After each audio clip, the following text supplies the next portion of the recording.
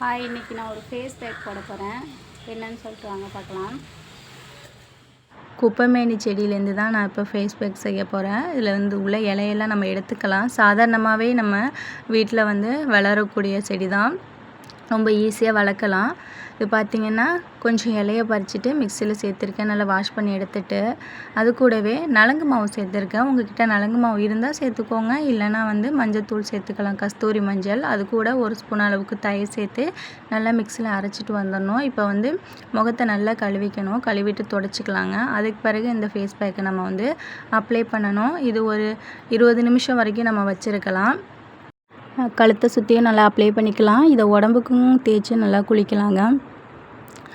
பார்த்திங்கன்னா நான் 10 நிமிஷம் தான் வச்சுருந்தேன். எனக்கு லேட் ஆகிடுச்சின்னு சொல்லிட்டு குளிச்சுட்டு வந்துட்டேன்.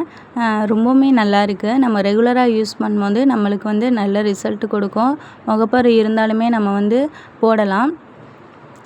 அவ்வளோதான். உங்களுக்கு பிடிச்சிருந்துச்சுன்னா ட்ரை பண்ணி பாருங்கள். நெக்ஸ்ட் வீடியோவில் பார்க்கலாம். டாடா, பாய்.